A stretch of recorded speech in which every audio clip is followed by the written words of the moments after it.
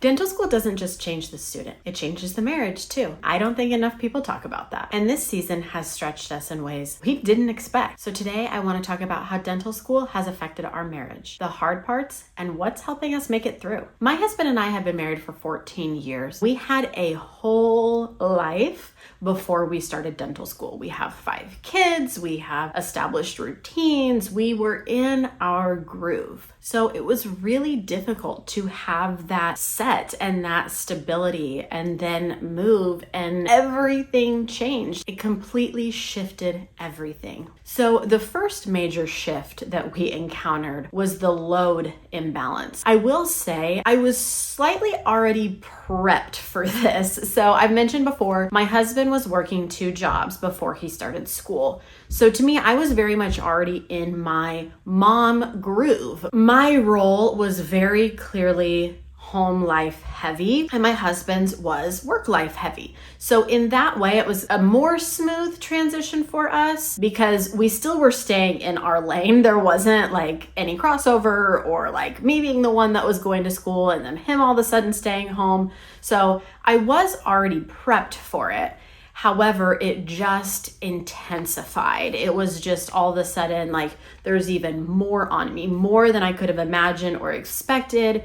We didn't think he would be gone as much, so we didn't know that more would be on me than there already was. He's buried in school and schoolwork, and I'm holding everything else together at home, or at least trying my best. Obviously, the more kids you have, the more magnified this is going to feel. And if you're not careful, that can quickly build resentment. So you absolutely have to address and be aware of the imbalance and figure out how to still support one another through that, or at the very least, be there for each other and talk and walk each other through it. We actually had a perfect example of resentment building not too long ago. I was really feeling kind of in my feels, and I think it's very easy sometimes when you have a spouse in professional, working on their doctorate level schooling, there's kind of a level of, we're here because of you. And that can be as positive or as negative as you make it. So to me, I'm kind of communicating that like, we're here for you in an angry sort of way. And it comes off very, you are the reason that we're here. You are the reason that our life is so hard right now. You.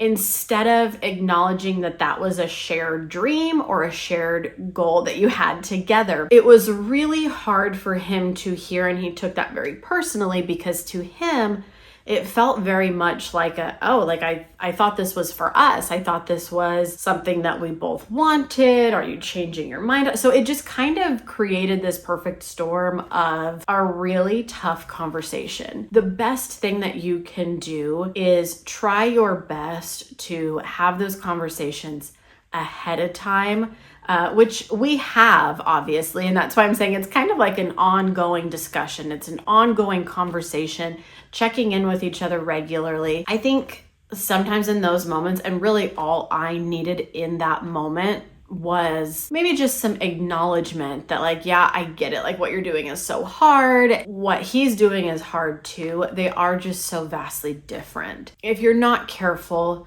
you will feel resentful. It's just something that you can never stop talking about. It's something that you always have to support each other in, acknowledge each other. And sometimes that only comes from really tough conversations. And sometimes there are tears, and sometimes there are high emotions, just because this is a high stress environment. It's a high pressure environment, and we're both feeling the pressure. Never stop talking about the load imbalance. Never stop talking about the stress that you're both under, because if you just stay silent about it, it only creates an opportunity for it to like fester under the surface. This leads perfectly into shift number 2, which is your communication. So exhaustion changes your communication.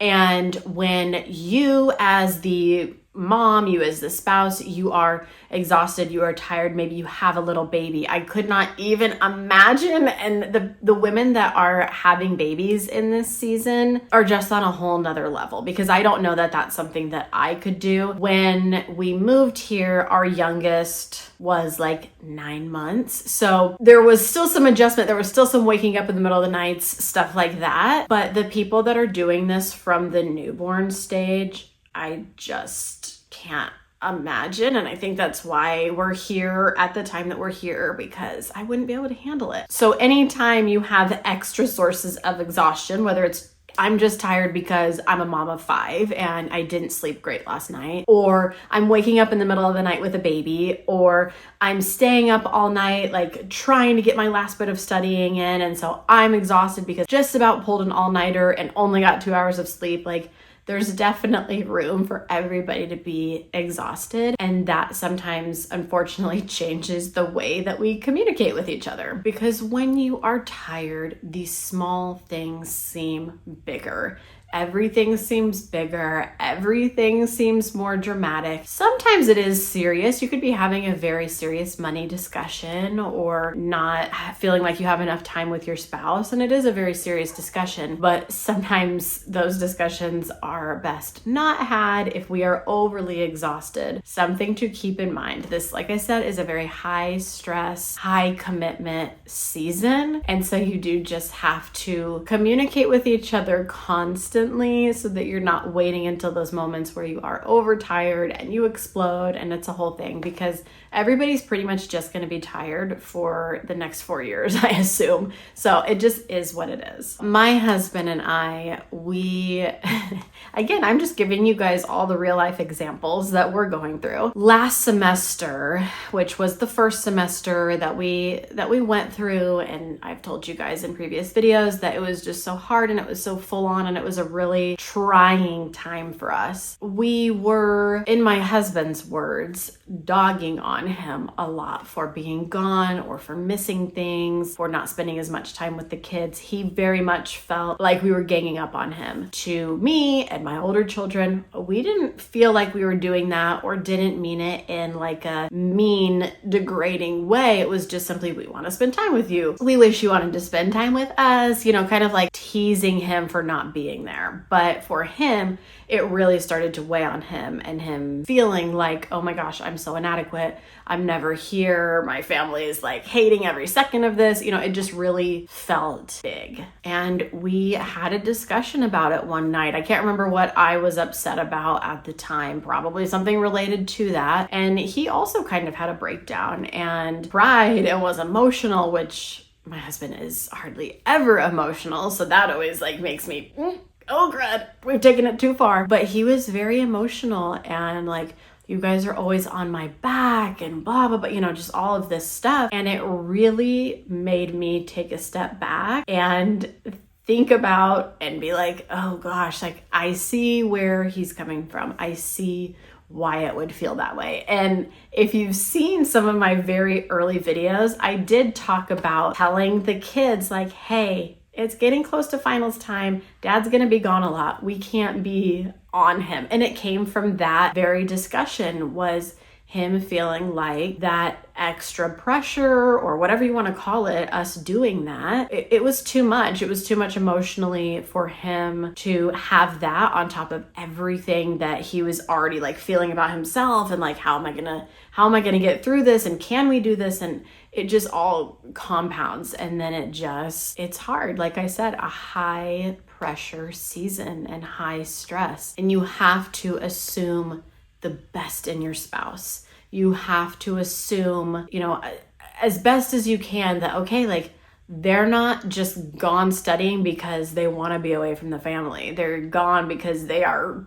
busting their butt to try to actually do something here with this, to be, a dentist or a doctor or whatever they're going to school for. I think also him, for me, like assuming the best in me, assuming that I am saying the things that I'm saying just because I miss him and I would love him to be home all the time, and assuming that if the house isn't 100% cleaned, that I still gave it my all and did my best to have the house clean, or whatever the case may be. Just, you have to always assume the best in your spouse. The third shift is what I would call the identity shift. I talked about this in one of my previous videos and briefly touched on imposter syndrome and feeling you in a way are becoming this whole other person. For me, at first, that was scary. There's also parts of it that are exciting. Being the wife of someone who is pursuing a doctorate sounds impressive. It's exciting. It's like, wow, they are here, they are doing this. But it also comes with pressure, comparison, adjustment. It truly is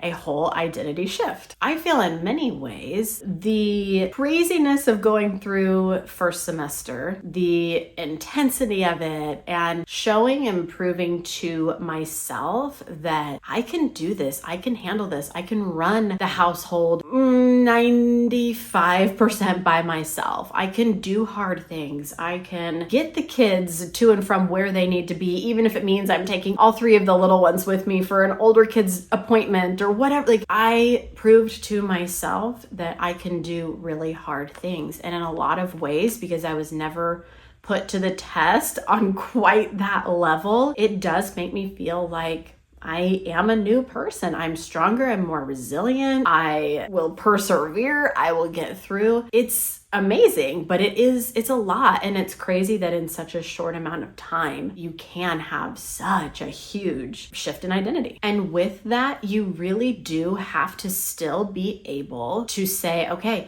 I am confident, I am independent, I am resilient, I'm all these things, but that is separate of the identity of my spouse. You cannot let what they're doing and who they are becoming or who they are take over your identity. You do have to be more than just the doctor's wife. You have to have something of your own. That kind of goes into other future videos, but I really do believe that it is so important for women to have a strong sense of self and a strong sense of their own identity. Some things that have actually helped me through all of this transition have been my husband and I love to always revisit our why. We have big dreams and goals. I would love to share those with you guys one day, but we have really big dreams and goals. And I think talking about that often, talking about our why and why we're doing this and what we want to achieve really, really helps just to keep you focused, like laser focused on why you're here and the bigger purpose for why you're here. With that also comes talking about sacrifices. So to us and to every family I know going through this, you're trying to come out of this with the least amount of debt possible. Obviously, when you're living on student loans, you're going to have a lot of debt. Like, there's just no way around that. But constantly talking about what you're willing to sacrifice. Are we willing to cut anything else? What are we willing to give up? Just to keep things crystal clear and continuing to move forward without losing sight. I think that those are really good conversations to always have as well. Obviously, another big thing that is super important for couples is scheduling time for connection, whether that is a date night once a week or whatever it may look like for you. And there might be some like trial and error with that. Every week might look different, but even if it is we try to go to bed together every night, or at least cuddle for a little bit before he goes back to a study session, or whatever it is, like intentionally creating those moments of connection and scheduling them is huge too. That way you both know, like, okay, we're not just getting to it when we get to it. This is when we're actually setting this time aside. And I think, of course, too, because this is real life and everybody has bad days or bad weeks, if all else fails, remind each other that this is temporary. 4 years is a long time. It is. But at the same time, it is temporary. And in the grand scheme of things, when I think back on, okay, we've been married for 14 years and thinking about how long of a time that is, 4 years is not that long. And of course, when you mix that in with the conversation of our goals and our dreams and where we want to be at this point and at this point and at this point, that 4 years is so temporary. And if you constantly are reminding each other and yourselves when times are extra hard, this is temporary and we can do anything temporarily, I think it really can help shift you back into a more positive mindset that this is not forever. This is not the rest of your life. This is a small blip in your life and your marriage and your family. This is just a tiny portion of your life. Another thing that's really important too is to constantly be lifting each other up, to constantly be encouraging each other, supporting one another. I have talked before about how when we originally started this journey, or were about to, I planned on washing my husband's scrubs every week for him so he didn't have to. And then I gave that up because I'm like, I can't do it. I can't have one more thing on my plate that's yours and I've got all my stuff. And so I stopped doing it. That's fine. That's great. He never made me feel like I was obligated to do that in any way. Now that I have kind of calmed down, I've taken a step back, I've found my groove, I have started doing that more. It's still on him. It is still absolutely on him to make sure every Sunday that they are washed, folded, hung up. That's on him. But more times than not lately, I've been getting to it before he's had a chance because I'm trying to do my best to support him. I want to. I know that it's something that has to be done anyways. And sometimes he's incredibly busy. And if I'm home and I see them there and I'm like, okay, I know they need to be washed. He's really busy. He might not have time. I'm going to do it. And so I think just doing things for each other to support each other, or just simply giving each other the words behind that to let them know, hey, I am here for you. I've got you. I support you. I love you. Whatever it is, just constantly build each other up. I will say, in all of the hard of this season and all of the bad days or bad weeks or whatever's been going on, we have grown immensely together and individually. And it's been really amazing to see just how much we will rise to the challenge. This season is definitely stretching us, but stretching does not mean breaking. It means refining. Here in this season too, I want you to know the pressure is real, but so is the growth. And if you're intentional, your marriage can come out even stronger.